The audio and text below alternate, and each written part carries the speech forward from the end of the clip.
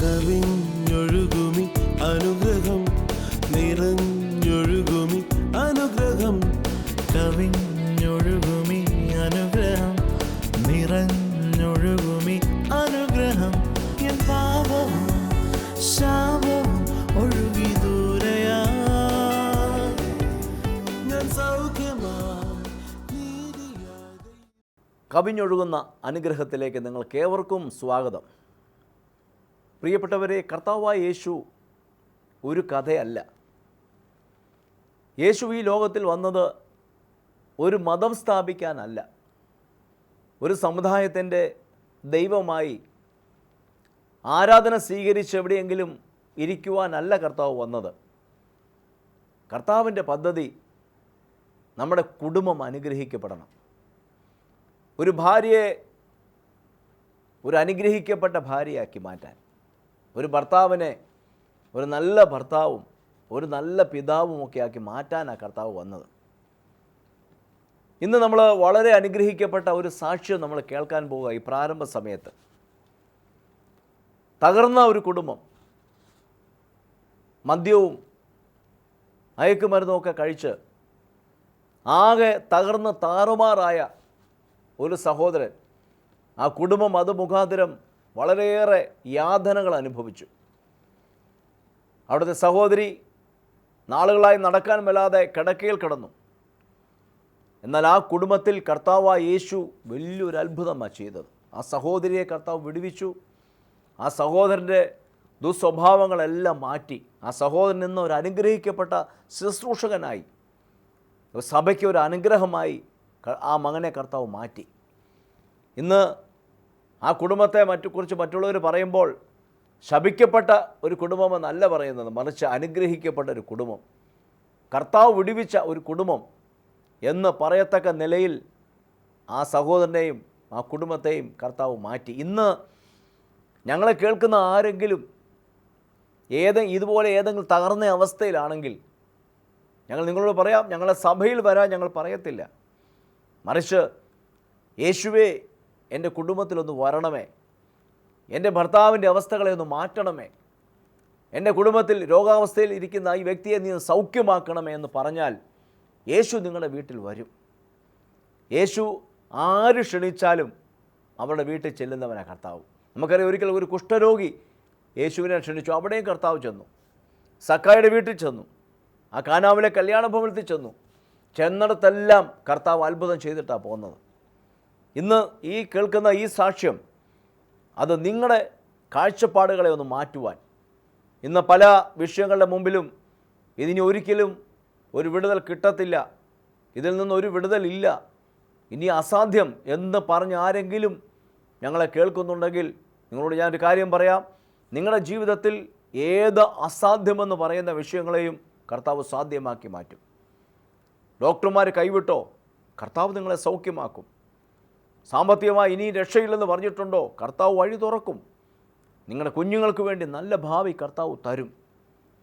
ഇന്ന് വളരെ പ്രതീക്ഷയോടെ, ഒരു മുൻവിധിയില്ലാതെ നമുക്ക് ഇന്നത്തെ മെസ്സേജിലേക്ക് നമുക്ക് പ്രവേശിക്കാം.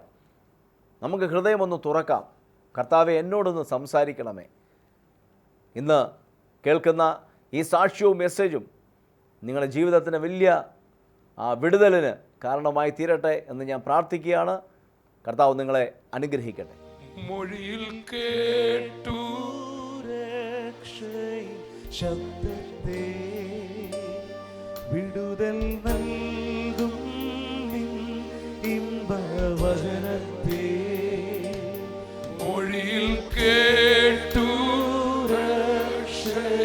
ശബ്ദത്തെ വിടുതൽ നൽകും നിൻ ഇമ്പവചനത്തെ. കരങ്ങൾ ഉയർത്തി പകരം എന്തോ നൽകും ഞാനിനി ദേശത്തെങ്ങും പോകും സുവിശേഷവുമായി. പകരം എന്തോ നൽകും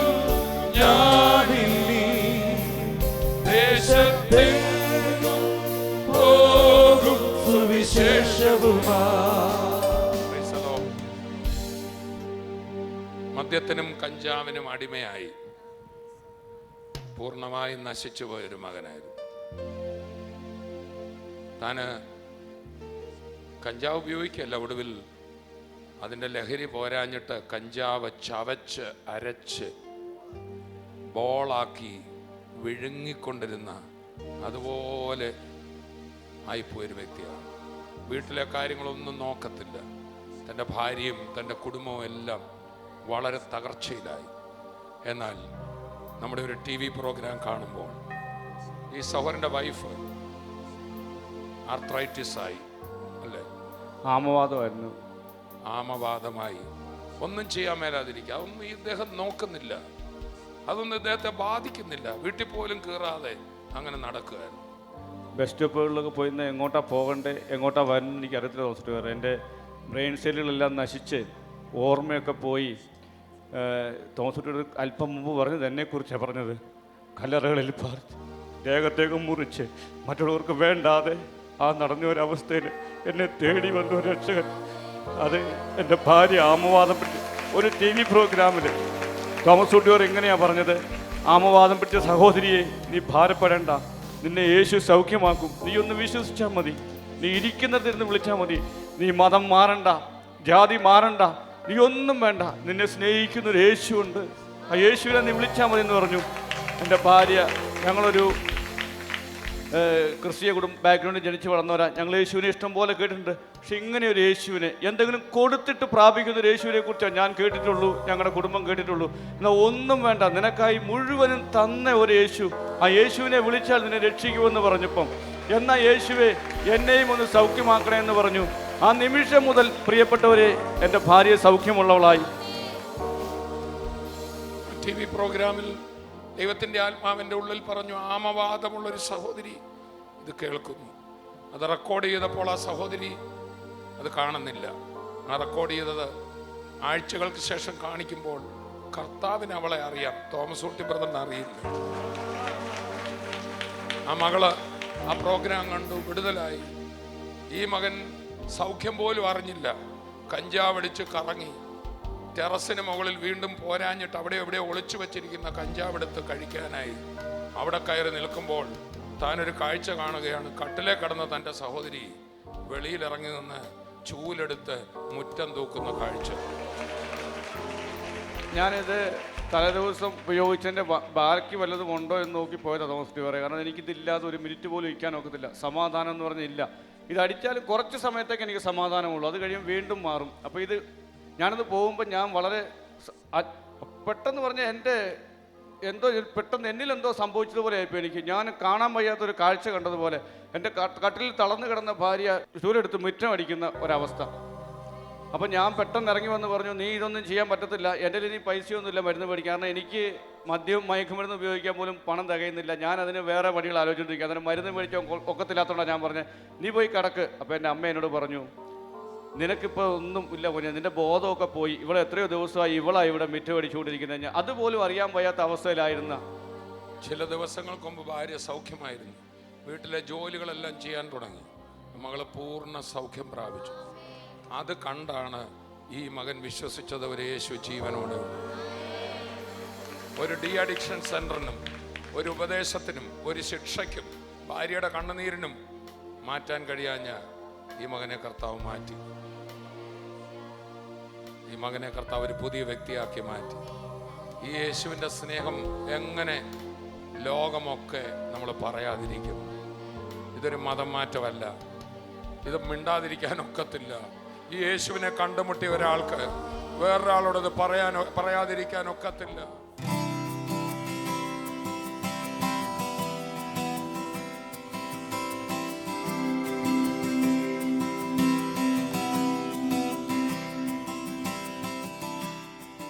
ലൂക്കോസ് 4:25-26 വാക്യങ്ങൾ വായിക്കുമ്പോൾ അവിടെ കർത്താവ് പറയുന്നൊരു വാക്കുണ്ട്. അതുകൂടെ ഒന്ന് വായിച്ചിട്ട് ഞാൻ അവസാനിപ്പിക്കാൻ പോകാൻ. ലൂക്കോസ് 4:25-26. ഏലിയാവിന്റെ കാലത്ത് ആകാശം 3 ആണ്ടും 6 മാസവും അടഞ്ഞിട്ട് ദേശത്തെങ്ങും മഹാക്ഷാമം ഉണ്ടായപ്പോൾ ഇസ്രായേലിൽ പല വിധവമാർ ഉണ്ടായിരുന്നു. ഇസ്രായേലിൽ പല വിധവമാരുണ്ടായിരുന്നെങ്കിലും എന്ന് ഞാൻ യഥാർത്ഥമായി നിങ്ങളോട് പറയുന്നു. എന്നാൽ സീദോനിലെ സരപ്തയിൽ ഒരു വിധവയുടെ അടുക്കലേക്കല്ലാതെ അവരിൽ ആരുടെയും അടുക്കലേക്ക് ഏലിയാവിനെ അയച്ചില്ല. ഇവിടെ ഞാൻ വിധവയുടെ വിശ്വാസം അല്ല പറയാൻ പോകുന്ന, ഏലിയാവിന്റെ വിശ്വാസമാണ്. യേശു പറഞ്ഞതാ. ഏലിയാവിനോട് ദൈവം പറഞ്ഞു, കാക്കയുടെ വരവ് നിന്നു, ക്ഷാമമായി, നിനക്ക് വേണ്ടി ഞാൻ കൽപ്പിച്ചിട്ടുണ്ട്. എന്താണ്? കർത്താവ് ഒരു കാര്യം പറഞ്ഞാൽ പിന്നെ അവിശ്വസിക്കേണ്ട ആവശ്യമില്ല, പിന്നെ യേശു പറഞ്ഞങ്ങ് പോയാൽ മതി. പക്ഷെ അവിടെ ചെന്നപ്പോൾ ഈ വിധവയെ കണ്ടപ്പം വിധവ തന്നോട് കൽപ്പിച്ച കാര്യമൊന്നും അവൾക്കറിയില്ല. അവൾ കൊടുക്കാമെന്നും പറഞ്ഞില്ല, അപ്പവും കൊടുത്തില്ല. പക്ഷേ ഏലിയാവിന് നല്ല ഉറപ്പാണ്. ഏലിയാവ് ചെന്നിട്ട് പറഞ്ഞു, എനിക്കൊരു അപ്പം തരാം. പിന്നെ അവൾ പറഞ്ഞു നോ. അവളെന്തോ പറഞ്ഞു? അടുത്തിരിക്കുന്ന ആൾ പറയാ, വല്ലോരും നോ പറഞ്ഞാൽ നീ കേട്ടേച്ച് വീട്ടിൽ പോകരുത്. കർത്താവ് യേശു പറഞ്ഞതാണോ നീയും ആമേൻ പറഞ്ഞാൽ മതി, അത് തന്നെ നടക്കും. നോ പറഞ്ഞവർ തിരിച്ചു പറയും, കഥ കടച്ചവർ തുറന്നു തരും. അപ്പത്തിൻ്റെ കലം ക്ലോസ് ചെയ്തെന്ന് പറഞ്ഞവർ തന്നെ കലത്തിൽ നിന്ന് അപ്പമെടുത്ത് ചുട്ടു തരും. മാത്രമല്ല അതോടുകൂടെ അവരും അനുഗ്രഹിക്കപ്പെടും. നിങ്ങൾക്ക് കേൾക്കണമോ? സ്തോത്രം.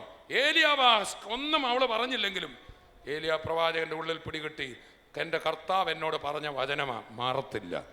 എല്ലാവരും അവരോടൊന്ന് പറഞ്ഞ, കർത്താവിൻ്റെ വചനം മാറത്തില്ല, കർത്താവ് പറഞ്ഞത് മാറത്തില്ല. അവൾക്ക് പോലും മനസ്സിലായില്ല അവളുടെ അകത്ത് ദൈവകൽപ്പന കിടപ്പുണ്ടെന്ന്. എന്നാൽ ഏലിയാവ് വീണ്ടും അവളോട് പറഞ്ഞു, വെള്ളം എടുത്തുകൊണ്ട് വരാൻ പറഞ്ഞു, വരുന്ന വഴിക്ക് ഒരു അപ്പക്കഷ്ണവും കൊണ്ടുവരാൻ പറഞ്ഞു. നമ്മളിങ്ങനെ വായിക്കുന്നു, പെട്ടെന്ന് അവൾക്ക് എന്തോ ഒരു മാറ്റം വന്നു. അവൾ പോയി അപ്പം ചുട്ട് ഏലിയാവിന് കൊണ്ട് കൊടുത്തു. അവളുടെ കലം നിറഞ്ഞു. ആ ക്ഷാമകാലം മുഴുവൻ അവളും മകനും ചാർച്ചക്കാരും പ്രവാചകനും അതേ കലത്തിൽ നിന്ന് കഴിച്ചു. സ്തോത്രം. ആ പ്രവാചകൻ നോ കേട്ട് വീട്ടിൽ പോയില്ല. കരമടിച്ച് കർത്താവിനെ സ്തുതിക്കാം. ഇസ്രായേൽ മക്കൾ മിസ്രൈമിൽ അടിമകളായിരുന്നപ്പോൾ നമ്മൾ വായിക്കുന്നു, ദൈവം മോശയോട് പറഞ്ഞു, നീ പൊക്കോ. ഇത്രയും അടിമകളെ അവിടുന്ന് വിടുവിക്കാൻ രാജാവിന്, ഇസ്രായേൽ മക്കൾ അടിമവേല ചെയ്യുക, അവരെ വിട്ടുകളഞ്ഞാൽ അവർക്ക് മിസ്രൈമർക്ക് വലിയ പ്രശ്നമാണ്. 5 പൈസ കൊടുക്കാതെ പണി ചെയ്യിക്കാം. ലക്ഷക്കണക്കിന് 25 ലക്ഷത്തോളം പേര് അടിമവേല ചെയ്യുന്നവരെ, 1 രൂപ കൂലി കൊടുക്കാനില്ലാത്തവരെ കൊണ്ട് പണി ചെയ്യിച്ചുകൊണ്ടിരിക്കുമ്പോൾ ഒരു ദിവസം അവരെല്ലാം കൂടെ പോയാൽ രാജാവിന് ഇഷ്ടപ്പെടുവോ? നാട്ടിലെ പണി മുഴുവൻ പൂട്ടുകയല്ലേ. ഉടനെ ദൈവം പറഞ്ഞു, നോ, ഈ ജനത്തിൻ്റെ നിലവിളി ഞാൻ കേട്ടു, എന്നോടുള്ള അവരുടെ നിലവിളി ഞാൻ കേട്ടു, ഞാൻ അവരെ വിടുവിക്കാൻ പോവാ, നിന്നെയാ ഞാൻ അതിന് ഉപയോഗിക്കാൻ പോകുന്നു. മോശ പേടിച്ചു പോയി. ദൈവം ചില അത്ഭുതങ്ങളൊക്കെ കാണിച്ചു. എന്നിട്ട് പറഞ്ഞു, നീ രാജാവിനോട്, ഫറവോ രാജാവിനോട് പോയി പറയണം, എൻ്റെ ജനത്തെ വിട്ടയക്ക്. സ്തോത്രം. ആദ്യം 1 തവണ പോയി പറഞ്ഞു. ഫറവോ പറഞ്ഞു, പോടാ. നോ. 2 തവണ പറഞ്ഞു, പോകാനല്ലേ പറഞ്ഞേ? നോ. അതിനവിടെ ബാധകളും പല പ്രശ്നങ്ങളും ഉണ്ടായി. അയാളുടെ ഹൃദയം കഠിനപ്പെട്ടു. എന്നാൽ 1 നോയും കേട്ട് അദ്ദേഹം പേടിച്ചില്ല. 9 നോ കേട്ടിട്ടും ദൈവത്തോട് പിന്നെയും പോയി സംസാരിച്ചു. കർത്താവ് പറഞ്ഞു, നീ പോക. ഇന്ന് പകൽ കർത്താവ് പറയാണ്, നീ പോക. അവരെ ആശ്രയിക്കണ്ട, ഇവരെ ആശ്രയിക്കണ്ട, ഇന്ന ദൈവദാസൻ നിനക്ക് വേണ്ടി കാണുമെന്ന് ചിന്തിക്കണ്ട.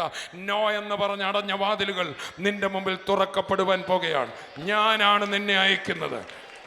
ഞാൻ നിന്റെ കൂടെ ഉണ്ടായിരിക്കും. നിന്റെ കാൽച്ചുവടുകളിൽ ഞാൻ ഉണ്ടായിരിക്കും. നീ തളരരുത്, നീ പതറരുത്. യേശു പറയാണ്, എൻ്റെ നാമത്തിൽ നീ പോക. നിന്റെ വീട് ജപ്തി ചെയ്യുമെന്ന് പറഞ്ഞ അതേ ബാങ്കിൽ നീ ചെല്ലുക, എൻ്റെ നാമത്തിൽ ചെല്ലുക. നിന്നെ തകർക്കുമെന്ന് പറഞ്ഞ അതേ വ്യക്തിയുടെ അടുക്കൽ എൻ്റെ നാമത്തിൽ നീ ചെല്ലുക. അടച്ചവർ തന്നെ വാതിൽ നിനക്കായി തുറക്കും. ഒടുവിൽ ദൈവപ്രവൃത്തിയിൽ ഫറവോൻ തോറ്റു. 25 ലക്ഷം ജനങ്ങളെ നയിച്ചുകൊണ്ട്. സ്തോത്രം. ചെങ്കടലിൽ വന്നപ്പോൾ ചെങ്കടൽ പറഞ്ഞു, നോ, പോകാനൊക്കത്തില്ലെന്ന് പറഞ്ഞു.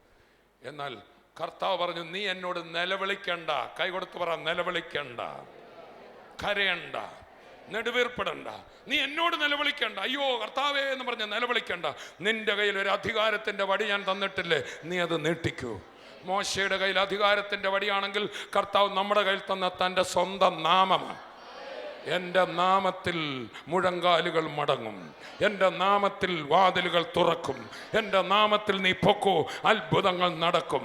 ഇന്ന് എത്ര പേര് പറയും, യേശുവിൻ്റെ നാമത്തിൽ ഞാൻ പോകാൻ പോകുകയാണ്, ഈ നാമത്തിന് മുമ്പിൽ അത്ഭുതങ്ങൾ നടക്കാൻ പോകുകയാണ്. വിശ്വസിക്കുന്നവരൊന്ന് എഴുന്നേറ്റ് നിന്ന് കരമടിച്ചുകൊണ്ട് വായി തുറന്ന് നമുക്ക് കർത്താവിനെ സ്തുതിക്കാം. കർത്താവിനെ സ്തുതിക്കാം. ആരും മൗനമായിരിക്കരുത്. എല്ലാവരും കരമടിച്ച്, എല്ലാവരും വായി തുറന്ന് കർത്താവിനെ സ്തുതിക്കാം.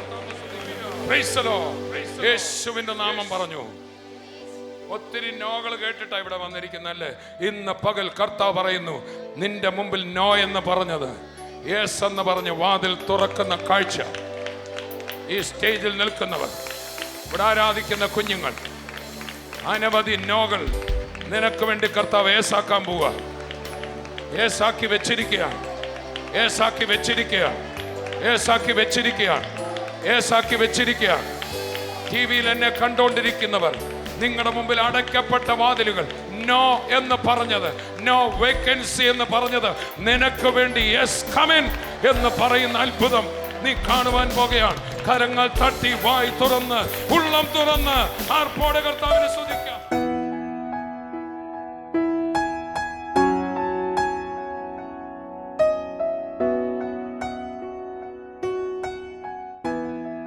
സിസ്റ്ററിൻ്റെ മോനിന് കാലിന് വേദനയായിട്ട് ഹോസ്പിറ്റലിലേക്ക് പോയി. ഹോസ്പിറ്റലിലെ ഡോക്ടർമാർ ഇങ്ങനെയാണ് പറഞ്ഞത്, കാലിൻ്റെ ചിരട്ടയുടെ അകത്ത് ഒരു മുഴയുണ്ട്, അതൊരു 5 ദിവസത്തേക്ക് മരുന്ന് കഴിച്ച് തിരിച്ചിങ്ങോട്ട് വരണം എന്ന് പറഞ്ഞു.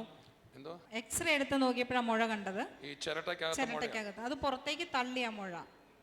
അത് നമുക്ക് കാണാമായിരുന്നു. തൊട്ട ഇങ്ങനെ തെറിക്കുമായിരുന്നു ആ മുഴ ഇങ്ങനെ.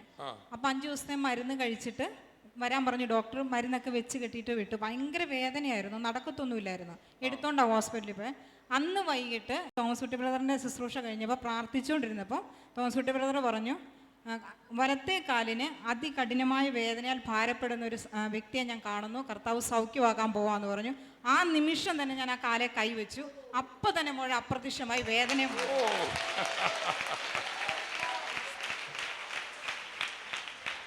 അത് കഴിഞ്ഞ് പിന്നെ മുഴ അവിടെ ഇല്ല. ഇല്ല. ഇപ്പൊ വണ്ടി ഓടിക്കും ആള്.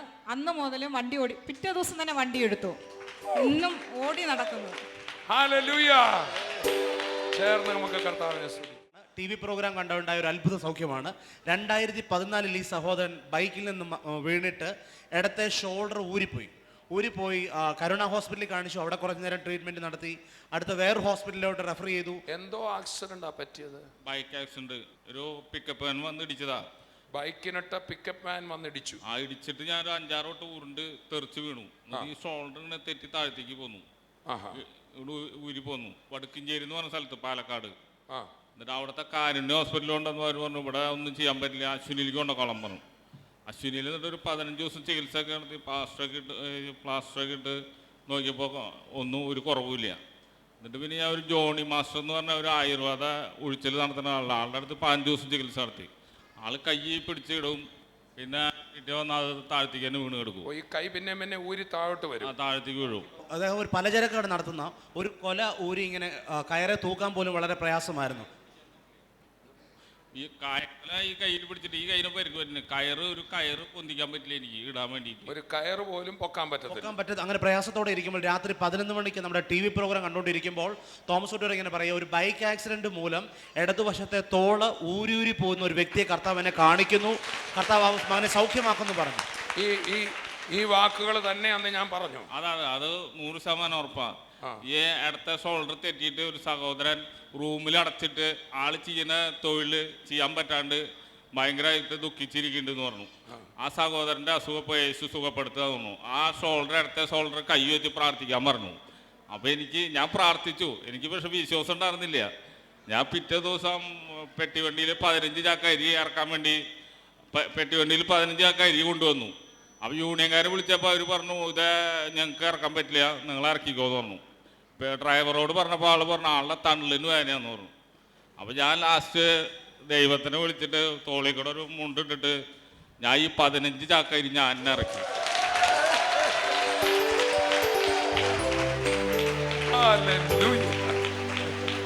അത്ഭുതമായി 15 ചാക്ക അരി എടുത്തു. അതിന് ശേഷം ഇപ്പൊ ഒരു 500 ചാക്ക അരി കൈ കൊണ്ട് ഇറക്കിണ്ടാവും. അതിന് ശേഷം ഒരു 500 ചാക്ക അരി കൈ കൊണ്ട് ഇറക്കിണ്ടാവും. യേശുവേ നന്ദി കർത്താവേ. ഈ നല്ല കർത്താവിനൊരു നന്ദി അർപ്പിച്ചേ. ഹല്ലേലൂയ. വളരെ നല്ല ഒരു സന്ദേശം നമ്മൾ കേട്ടു. അത്ഭുത സാക്ഷ്യങ്ങൾ നമ്മളിപ്പോൾ കേട്ടു.